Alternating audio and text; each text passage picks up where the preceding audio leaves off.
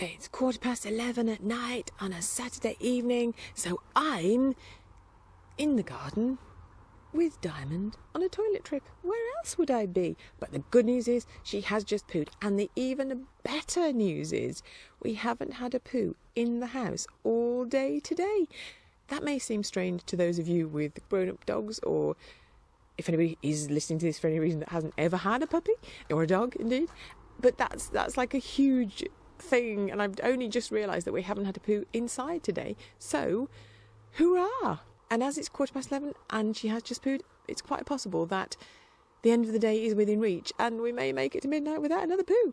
I mean, I'll never take anything for granted with this puppy, but you know, it's possible. It's a probability, not just a possibility, but we'll see. Yes, that Saturday was a cause for celebration. But how were things going 48 hours later?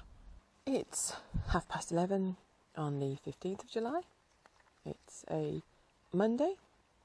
I think it's Monday. It's Monday. I'm fairly sure it's Monday. We've had Diamond just over 10 weeks.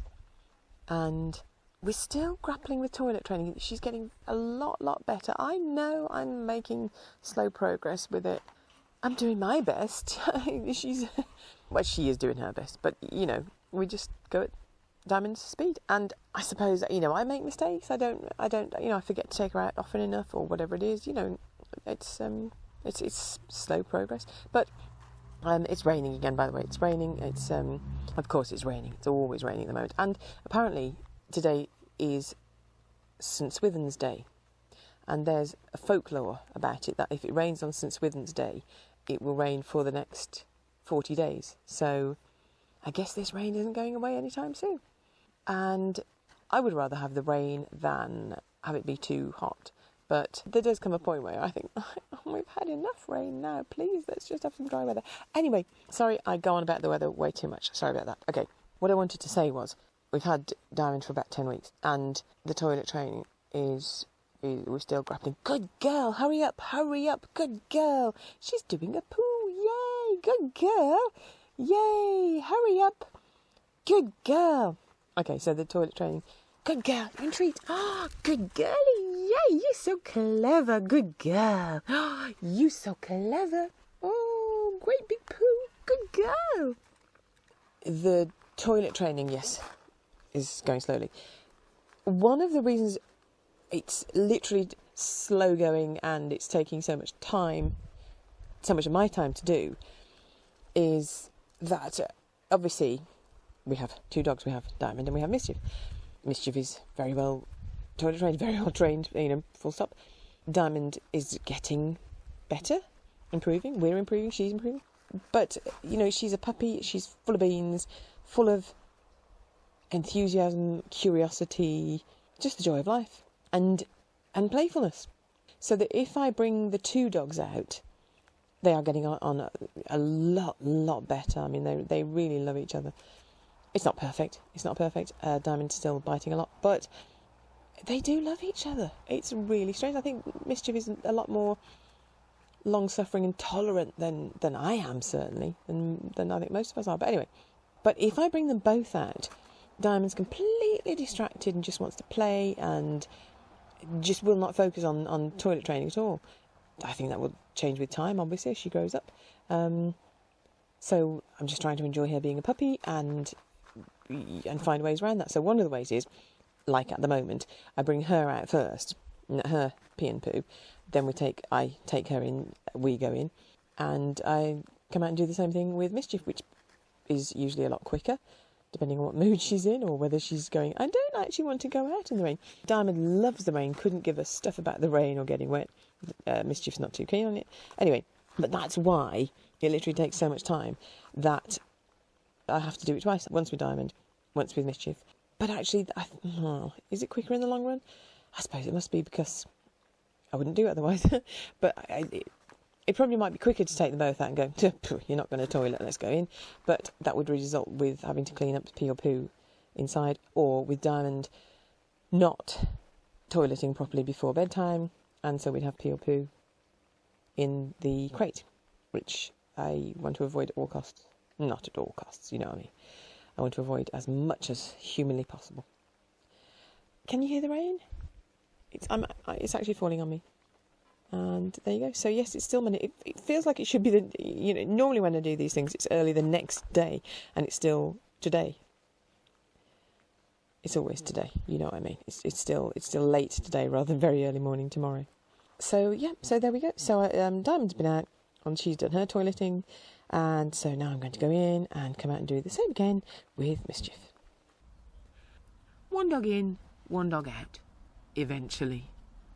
And just thought I'd let you know, it's raining that much that I've had to work really, really hard to get Mischief to come out. It's taken me, I don't know, probably about a minute of cajoling and encouraging and tempting with treats to get her to come out. She really does not like coming out in the rain.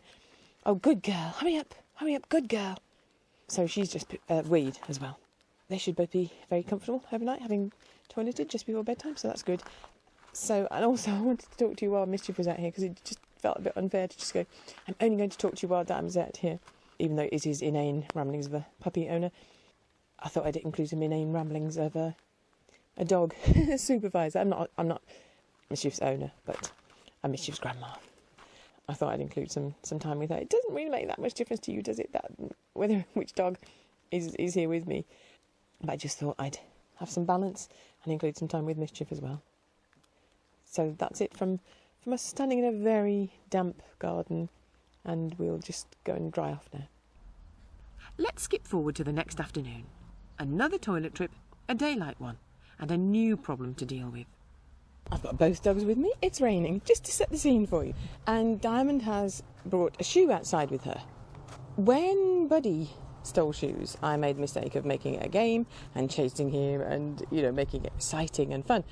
So with Diamond, I'm trying to take the approach of, I can't see you. While you've got that shoe, I just can't see you. There's no benefit to you at all in having that shoe. And actually now she's walked away, and now I can make a fuss of her, so I feel like I've won.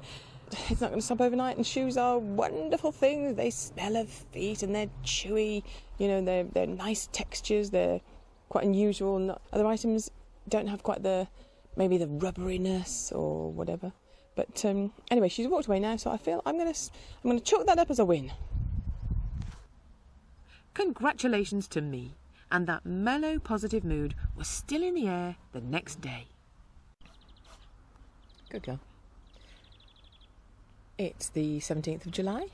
I'm sitting in the garden.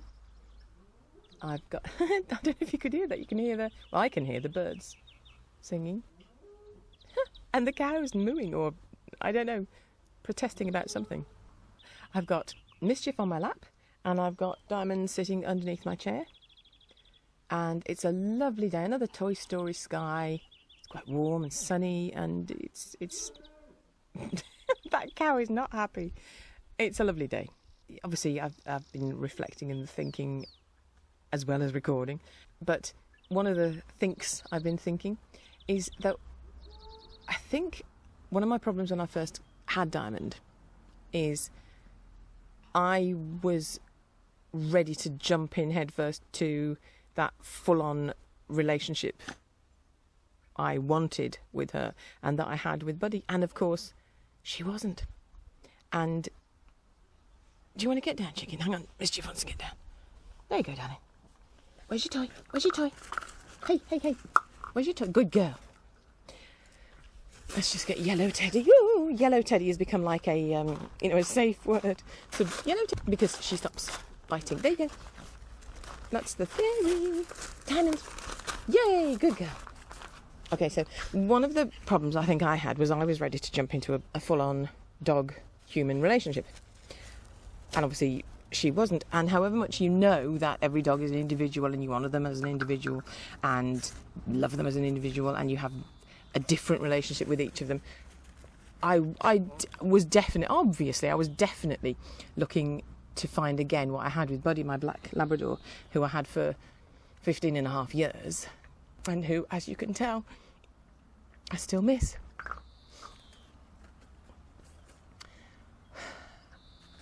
And that doesn't go away. And obviously I was looking to not never replace him, but I was looking to find again that closeness and that joy and that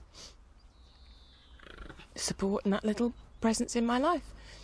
And I thought, I thought that would happen a lot quicker. I think I thought she would be aware of that and she would know that, how much I loved her and and obviously she didn't, and she doesn't, and it's an ongoing process, and it's a strange process.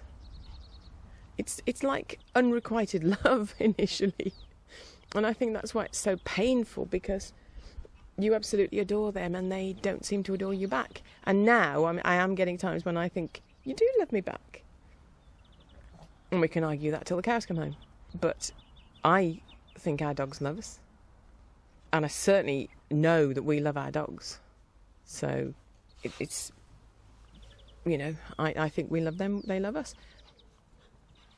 And I think it takes a while to get to that state. And I was thinking, really, it was like I wanted to have the closeness and comfortableness and stability of like a 30-year-old marriage on a first date.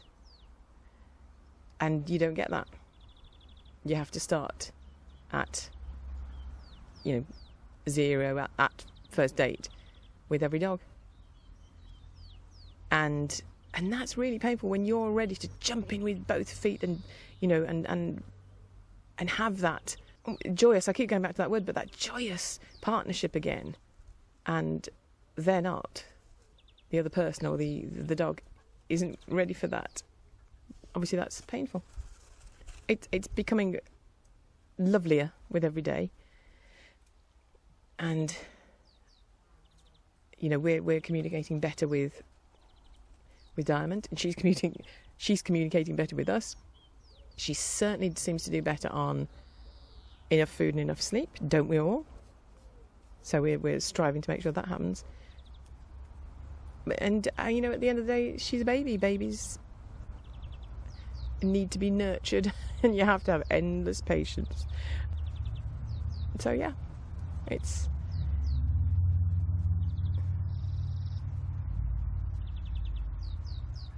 going as well as can be expected, I think. The two dogs are they're playing together. They definitely love each other. And even when she's being a pain and biting and, and from my point of view, and I think from Mischief's point of view, playing up, being naughty, she's just being a puppy.